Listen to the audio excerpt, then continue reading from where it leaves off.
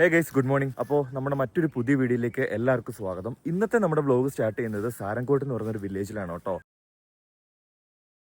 ഇന്നലെ നൈറ്റ് നമ്മളിവിടെ വന്നിട്ടുണ്ടായിരുന്നു. പൊക്രയിൽ ഏകദേശം ഒരു 15 കിലോമീറ്റർ മാറിയിട്ടാണ് ഈ സാരംകോട്ട് എന്ന് പറയുന്ന വില്ലേജ് നിൽക്കുന്നത്. പൊക്രയിൽ നിന്ന് ഒരു വലിയൊരു മലയുടെ മണ്ടയ്ക്കാണ് ഈ ഒരു ഗ്രാമം നിൽക്കുന്നത്. നമ്മൾ ഇന്നലെ വൈകിട്ട് ഏകദേശം ആ ഒരു ഭാഗത്താണ് കേട്ടോ ബസ് ഇറങ്ങിയത്. എന്നിട്ട് നമ്മളവിടെ ഒരു ചേട്ടനെ കണ്ടിട്ടുണ്ടായിരുന്നു. ആൾ എനിക്ക് ഇതേണ്ട ഇവിടെയായിട്ട് ടെന്റ് അടിക്കാനായിട്ടുള്ള ഒരു പ്ലേസ് തന്നു. ആളുടെ വീടാണ് കേട്ടോ വേണ്ട ആ കാണുന്നത്. അവരുടെ തന്നെ ഒരു പറമ്പാണ്. ഇവിടെ എന്തൊക്കെയോ കൃഷിയും കാര്യങ്ങളൊക്കെ നടക്കുന്നുണ്ട്. അത് കണ്ടില്ലേ, ഞാൻ ഇന്നലെ ടെന്റ് അടിച്ച എൻ്റെ ഈ തൊട്ട് ബാക്കിലുണ്ടല്ലോ ഫുള്ള് റോഡോഡൻഡ്രോണാണ് കേട്ടോ. അത് നല്ല പൂത്ത് നല്ല അടിപൊളിയായിട്ട് നിപ്പുണ്ട്. ഇതേണ്ട അങ്ങ് ദൂരെ കാണുന്നുണ്ടോ, അതാണ് സാരംകോട്ട് ടവർ. ആ സമയം ഇപ്പൊ ഏകദേശം ഒരു 8:30 കഴിഞ്ഞു, 9 മണി ആവാറാവുന്നു. ഇനിയിപ്പോ എന്റെ ടെന്റും കാര്യങ്ങളൊക്കെ ഒന്ന് പാക്ക് ചെയ്യണം. ഇനി നമ്മുടെ ടെന്റും എല്ലാം പാക്ക് ചെയ്ത് നമ്മുടെ ബാഗിനകത്ത് കയറ്റിയിട്ട് വേണം ഈ സാരംകോട്ട് വില്ലേജ് ഒക്കെ ഒന്ന് കണ്ടിട്ട് തിരിച്ച് നമുക്ക് പൊക്രയിലേക്ക് പോകാം കേട്ടോ. നമ്മൾ ഇവിടെ നിന്ന് കഴിഞ്ഞാൽ അങ്ങ് താഴെ കാണുന്നതാണ് പൊക്ര. എനിക്ക് ഇവിടെ നിന്ന് കാണാൻ പറ്റും, ക്യാമറയിൽ എന്തായാലും കാണാൻ പറ്റിയല്ല. ഇവിടെ നിന്ന് കഴിഞ്ഞാൽ പൊക്രയുടെ ഒരു വലിയൊരു സീൻ കിട്ടും കേട്ടോ. പക്ഷെ കാണാൻ പറ്റാത്തതിന്റെ മെയിൻ കാരണം എന്ന് വെച്ച് കഴിഞ്ഞാൽ ഒരു 2-3 ആഴ്ചയായിട്ട് പൊക്ര വാലിയുടെ ചുറ്റുമുള്ള കുറച്ച് കാടുകൾ കത്തുന്നുണ്ട് കേട്ടോ. അതുകൊണ്ട് തന്നെ ഇതിന്റെ പുക വന്ന് മൂടി നിൽക്കുന്നത് ഫുള്ളും ഈ പൊക്ര വാലിയിലാണ്. പൊക്ര എന്ന് പറഞ്ഞ ഒരു വാലിയിലാണ് സ്ഥിതി ചെയ്യുന്നത്. അതിൻ്റെ ചുറ്റിനും മൗണ്ടൻസ് ആണ്. നമുക്ക് ഇവിടെ നോക്കിക്കഴിഞ്ഞാൽ നോർമലി അന്നപൂർണ റേഞ്ചസ് ഒക്കെ കാണാനാണ്, പക്ഷേ ഒന്നും വിസിബിൾ അല്ല. ആ ഒരു കാട്ടുതീയുടെ പുക വന്ന് പൊക്ര ടൗണിൽ മൂടിയിട്ട് നമുക്ക് ഒരു വ്യൂവും ഇപ്പൊ കാണാൻ പറ്റാത്ത അവസ്ഥയാണ്. അപ്പോൾ അതൊക്കെയാണ്. ഞാൻ ബ്രേക്ക്ഫാസ്റ്റ് രാവിലെ ചെറുതായിട്ടൊന്നും വെച്ച് കഴിച്ചിട്ടുണ്ടായിരുന്നു. ഇനി ഇത് പാക്ക് ചെയ്യാന്ന് പറഞ്ഞ അത്യാവശ്യം പണിയുള്ള കാര്യമാണ് കേട്ടോ.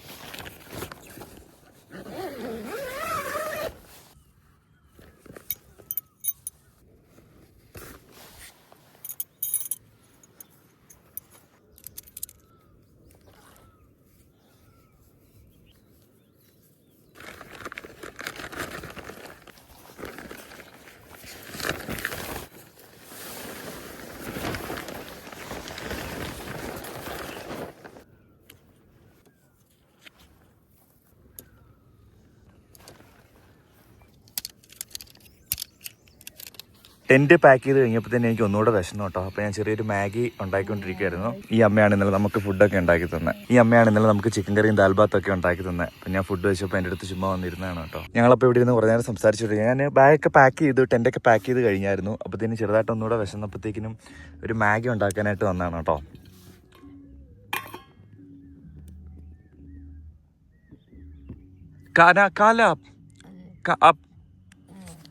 കാലിയ ഓക്കെ.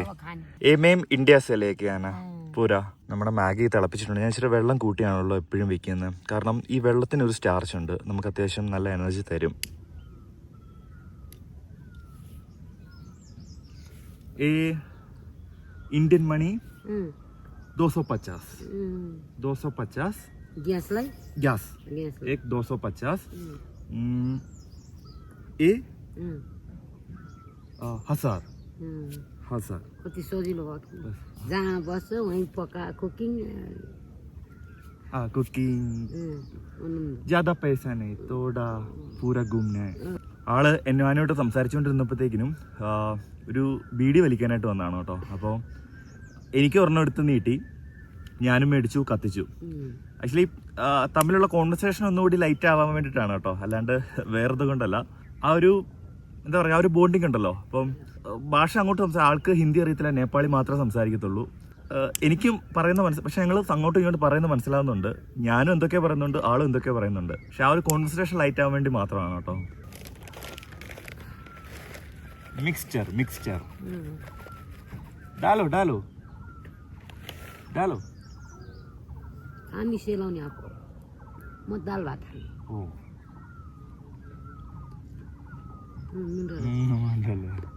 ഞാനിങ്ങനെ ബാഗ് പാക്ക് ചെയ്തുകൊണ്ടിരുന്നപ്പോഴത്തേക്കിനും ഞാനിപ്പോൾ ടെൻ്റ് അടിച്ച ഇവിടുത്തെ ആ അമ്മയുണ്ടല്ലോ, ഞങ്ങൾ സംസാരിച്ചുകൊണ്ടിരിക്കുകയായിരുന്നു കേട്ടോ.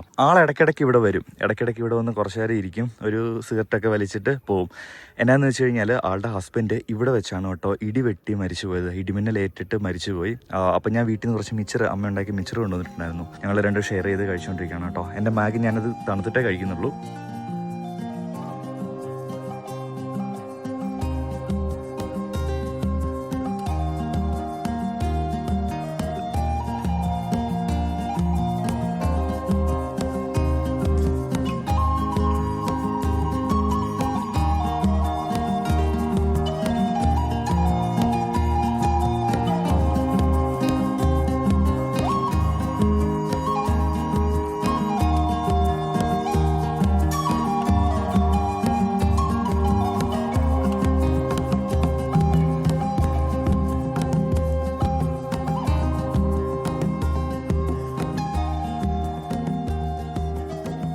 ഇന്നലെ നല്ല സന്ധ്യയായി, ഏതാണ്ട് ഒരു 6:30 ആയപ്പോഴാണ് കേട്ടോ നമ്മളിവിടെ വന്നത്. അതുകൊണ്ട് തന്നെ ഇവിടുത്തെ ഒന്നും കാണിച്ചു തരാനായിട്ട് പറ്റിയില്ല. ഞാൻ ഇന്നലെ ആദ്യം വരുന്നത് എൻ്റെ ഈ ഒരു വീട്ടിലേക്കാണ്. ഈ ഒരു വീട്ടിൽ വരുമ്പോഴത്തേന് ഈ ഒരു അമ്മയുണ്ട്, എന്നെ കൂട്ടിക്കൊണ്ട് വരുന്ന ഈ അമ്മയുടെ മൂത്ത മോനാണ് കേട്ടോ. എന്നിട്ട് നമ്മൾ നേരെ ഇന്നലെ ടെൻ്റ് അടിച്ച് താമസിച്ചത് വേണ്ടേ ആ ഒരു ഇത് കാണുന്നില്ലേ, ഒരു പടുതാണ്ടുണ്ടാക്കിയൊരു ഷെഡ് പോലെ, അതിനടുത്താണ് കേട്ടോ ഞാൻ ടെൻ്റ് അടിച്ചത്. ഇതാണ് ഇവരുടെ വീട്, ഇതാണ് കേട്ടോ അമ്മ. എനിക്ക് ഇന്നലെ ഫുഡൊക്കെ ഉണ്ടാക്കി തന്നു. ദേ ഇവിടെ ഇരുന്നാണ് നമ്മൾ കഴിച്ചത്. ഇത് ഇവരുടെ കിച്ചണാണ് കേട്ടോ. ഇതിനകത്താണ് ഫുള്ള് ഇതിനകത്താണ് ഫുള്ള് കുക്കിങ്ങും കാര്യങ്ങളൊക്കെ ഇവർ നടക്കുന്നത്. ചെറിയൊരു അടുക്കളയാണ്. പാനി പീനേക്ക പാനി, ഈ വെള്ളം ഉണ്ടല്ലോ, അതായത് ഈ ഓസിനകത്തൂടെ എപ്പോഴും വന്നുകൊണ്ടിരിക്കും. ഇത് പഹാഡിൻ്റെ മലമുകളിൽ നിന്ന് വരുന്ന വെള്ളമാണ് കേട്ടോ. അതെപ്പോഴും ഇങ്ങനെ നിറഞ്ഞുകൊണ്ടിരിക്കും, അത് ഓഫാക്കാനൊന്നും പറ്റില്ല. അതാണ് കുടിക്കാനെടുക്കുന്നതും എല്ലാം. ഈ കുപ്പിയിൽ നിറച്ച് വെച്ചിട്ടില്ലേ, അത് ഇവർ കുടിക്കാനായിട്ട് എടുക്കുന്നതാണ് കേട്ടോ. അതേണ്ട ഈ കാണുന്നതാണ് സാരംകോട്ട് എന്ന് പറയുന്ന വില്ലേജ്. കുറച്ച് വീടുകളൊക്കെ അവിടെ ഇവിടെ ആക്കിയിട്ടുണ്ട്. അങ്ങ് ദൂരെ കാണുന്നുണ്ടോ, അതൊരു ഗണേശൻ്റെ മന്ദിരമാണ്. അതായത് ഒരുപാട് പഴയതൊന്നുമല്ല, പുതിയതാണ്. ആ ഒരു ടവറും, അതായത് നമ്മുടെ താഴെ നമ്മൾ ഇന്നലെ നിന്നില്ല പൊക്രയിലെ സേഡി വില്ലേജ്, ആ സേഡി വില്ലേജിൽ നിന്ന് ഇങ്ങോട്ടേക്ക് ഒരു കേബിൾ കാർ സർവീസ് ഉണ്ട്. ആ കേബിൾ കാർ സർവീസ് ഉള്ളത് കൊണ്ടാണ് അത് ഭയങ്കര ഫേമസ്. ഞാൻ അവിടെ പോകാത്തതിന്റെ കാരണം അത് പഴയതൊന്നുമല്ല, അത് പുതിയതാണ്. ഒരു വലിയ വിഗ്രഹമുണ്ട്. അവരുടെ വീടിന് ഒരു അടുക്കള, ഇതൊരു മുറിയാണ് കേട്ടോ. പിന്നെ ഇത് ഒരു മുറിയാണ്. ഈ 2 ഡോർ ഉണ്ടെന്നേ ഉള്ളൂ. ഇത് ഒരു ഹാള് പോലെയാണ്, അതിനകത്താണ് അവർ കിടക്കുന്നതൊക്കെ. വിറകും കാര്യങ്ങളും ഒക്കെ ഉണ്ട്. എന്താ ആട്ടുംകൂടാണോ? ഓക്കെ, ഏതോ ആട്ടുംകൂടാന്ന് തോന്നുന്നു, പക്ഷെ ആടൊന്നും ഇപ്പോൾ കാണുന്നില്ല. രാവിലെ എവിടെയോ കെട്ടിയേക്കാണോ കേട്ടോ കൊണ്ടുപോയിട്ട്. എല്ലാ വീടുകളും കണക്ട് ചെയ്തിട്ട് വഴിയുണ്ട് കേട്ടോ. അതായത് അവിടുന്ന് കയറി വന്ന് ഈ വീട്ടിലേക്ക് ഇങ്ങോട്ട് പോകാം. അതുപോലെ തന്നെ ബാക്കിയുള്ള ആൾക്കാർ ഇങ്ങനെ പോകുന്നുണ്ട്. ഈ വഴി നേരെ ആ കാണുന്ന ടവറില്ലേ ഞാൻ പറഞ്ഞ ആ ഗണേശ് മന്ദിരം, അവിടേക്കാണ് കേട്ടോ പോകുന്നത്. എൻ്റെ ഈ ഒരു നേപ്പാൾ യാത്രയുടെ മെയിൻ ഉദ്ദേശം ഇത് തന്നെയാണ്. ഒരുപാട് ആൾക്കാരെ കാണുക, ഒരുപാട് ആൾക്കാരുമായിട്ട് സംസാരിക്കുക, ഇതുപോലുള്ള വില്ലേജുകൾ കാണുക, അതുപോലെ തന്നെ ഇന്ന ഡെസ്റ്റിനേഷനുകൾ കവർ ചെയ്യുക, ഇന്ന സ്ഥലത്ത് മസ്റ്റായിട്ട് പോവുക, അങ്ങനെ ഒരു ഉദ്ദേശത്തോടെ അല്ല കേട്ടോ ഞാൻ ഈ ഒരു യാത്രയ്ക്ക് വേണ്ടി വന്നത്. നേപ്പാൾ മുഴുവനായിട്ട് യാത്ര ചെയ്യുക, ഇവിടുത്തെ വില്ലേജുകൾ, ആൾക്കാർ, അവരുടെ ഭാഷ, അവരുടെ ഭക്ഷണം, ഒരുപാട് കാര്യങ്ങൾ എക്സ്പ്ലോർ ചെയ്യുക എന്നുള്ള ഒരൊറ്റ ഉദ്ദേശത്തിലാണ് ഈ ഒരു യാത്രയ്ക്ക് പുറപ്പെട്ടത്. അതുകൊണ്ട് തന്നെ മെയിനായിട്ടുള്ള കുറേ ടൂറിസ്റ്റ് സ്പോട്ടുകൾ പോയി. ഇപ്പം ഞാൻ ഇപ്പം നിൽക്കുന്ന ഈ ഒരു ഗ്രാമത്തിലാണെങ്കിലും ഒരു കിലോമീറ്റർ അപ്പുറം വരെ ബസ് സർവീസ് ഉണ്ട്. അവിടുന്ന് കുറച്ച് നമ്മളിങ്ങനെ മല കയറി വരണം ഇങ്ങോട്ടേക്കൊക്കെ. ഇതുപോലെ മലകൾ കയറി പോവുകയാണെങ്കിൽ ഒരുപാട് വില്ലേജുകൾ വേറെ ഉണ്ട് കേട്ടോ. നയാ വാല है, ठीक है, पुरानी कोई नहीं है? नहीं है, पुरानी नहीं है वो. अच्छा अभी भी बना है. കാരണം അത് ഈ അടുത്തായിട്ട് പണിതേക്കുന്നതാണ് കേട്ടോ. അവിടെ ഭയങ്കര ക്രൗഡാണ്, കാരണം കേബിൾ കാറിൽ വരുന്ന ഒരുപാട് ആൾക്കാർ അവിടെ ഉണ്ട്. അങ്ങനെ ഇങ്ങനെ ബഹളം. ഇവിടുന്ന് നോക്കുമ്പോൾ തന്നെ നമുക്ക് ഏകദേശം അതിന്റെ സ്ട്രക്ചർ അറിയാം. അതുകൊണ്ട് തന്നെ ഞാൻ അവിടെ പോകുന്നില്ല. आप किधर से भैया? मैं चितवन से हो. अच्छा नेपाल चितवन नेशनल पार्क में. ആളിവിടെ തന്നെ ഉള്ളതാണ്, ചിത്വാൻ എന്ന് പറയുന്നത്. നമുക്ക് ചിത്വാൻ എന്ന് പറഞ്ഞു കഴിഞ്ഞാൽ നമ്മുടെ കാഠ്മണ്ഡുവിനൊക്കെ അടുത്തുള്ളൊരു സ്ഥലമാണ് കേട്ടോ. അവിടുത്തെ എവിടെയോ ഒരു ഹോം സ്റ്റേയിൽ അവർ താമസിക്കുന്നത്. അങ്ങനെ സാരംകോട്ട് വില്ലേജിൽ നിന്ന് പോവാണ് കേട്ടോ. ഇന്നലെ രാത്രി വന്നുകൊണ്ട് തന്നെ എനിക്ക് വഴി റോഡിലേക്ക് പോകേണ്ട മനസ്സിലായില്ലായിരുന്നു. ആളുടെ കൂടെ വന്നുകൊണ്ട് കയറ്റം കയറുന്നതുകൊണ്ട് ചെറുതായിട്ട് മടുക്കുന്നുണ്ട് കേട്ടോ.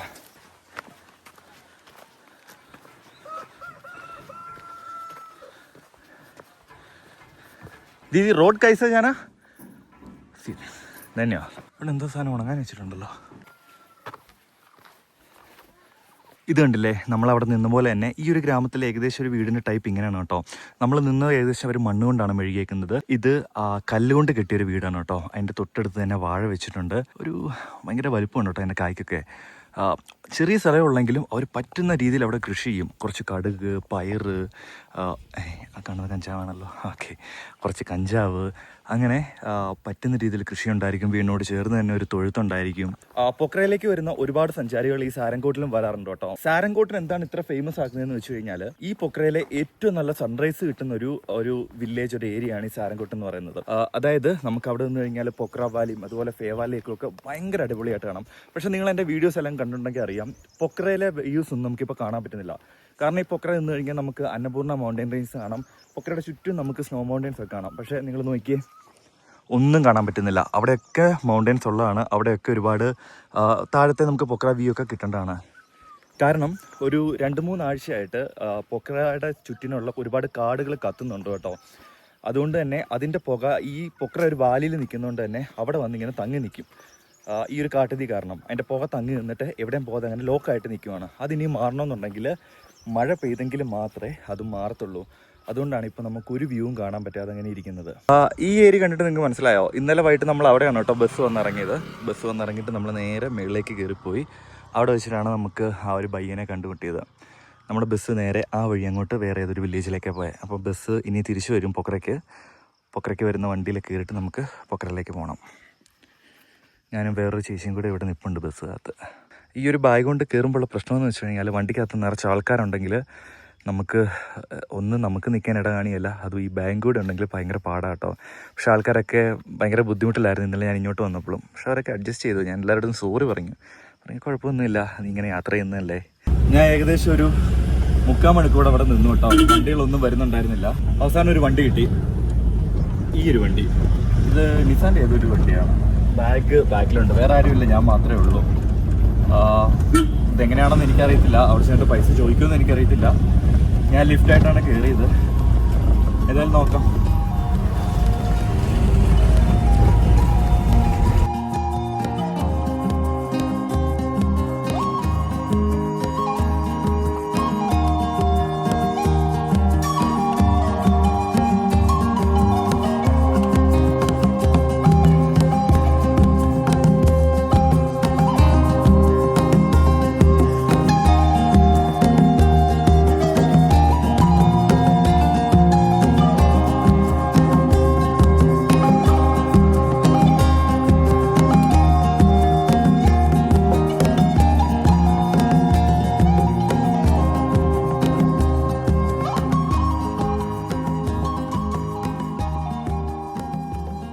ഇന്നലെ ഇത് നമ്മൾ പൊക്രയിൽ നിന്ന് ബസ്സിന് കയറി വന്ന സെയിം റൂട്ട് തന്നെയാണ് കേട്ടോ. ഇന്നലെ ഭയങ്കര തിരക്കായതുകൊണ്ട് എനിക്ക് വെളിയിൽ ഒരു സാധനം കാണിച്ചു തരാൻ പറ്റിയിട്ടുണ്ടായിരുന്നില്ല.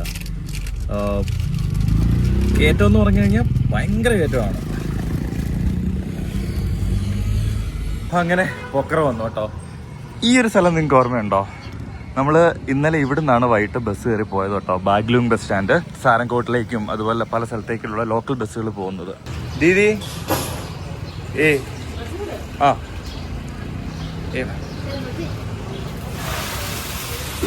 ये क्या है? शेर रोटी कितना है इसका? 20 रुपये। दे दो मैं एक. ഇത് നേപ്പാളിലെ ഒരു മെയിൻ റൊട്ടിയാണ് കേട്ടോ. സേൽ റൊട്ടി. സേൽ റൊട്ടി ഇതാണ് കേട്ടോ. സേൽ റൊട്ടി നേപ്പാളിലെ ഏറ്റവും ഫേമസ് ആയിട്ടുള്ളൊരു ഫുഡാണ്.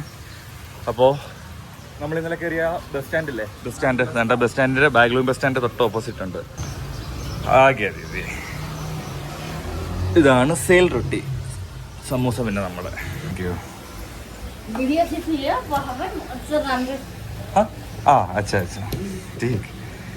ഇതാണ് കേട്ടോ സേൽ റൊട്ടി. നേപ്പാളിൻ്റെ ഒരു മെയിൻ ഫുഡാണ് sale roti.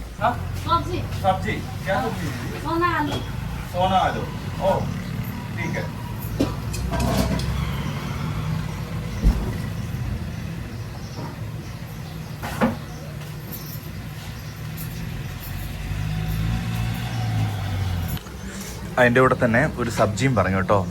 Sona aloo sona aloo with sel roti. Annapurna गाउँपालिका 1 Baglung bus park Baglung bus park പാസ് സാമനെ ഈ സ്റ്റോറി. നമ്മുടെ ബാഗ്ലൂങ് ബസ് സ്റ്റാൻഡിന്റെ തൊട്ടടുത്താണ് കേട്ടോ ഈ ഒരു കട. ഇവിടെ വന്നു കഴിഞ്ഞാൽ നല്ല സേൽ റൊട്ടി, സമൂസ എല്ലാം കിട്ടും. ഇത് കണ്ടില്ലേ, നല്ല ആലുക്കറി ഉണ്ട്, സേൽ റൊട്ടി ഉണ്ട്. ठीक है, धन्यवाद. व्यापार बिजनेस जे पनि होस्, सानो होस् ठुलो होस्, व्यापारै हो.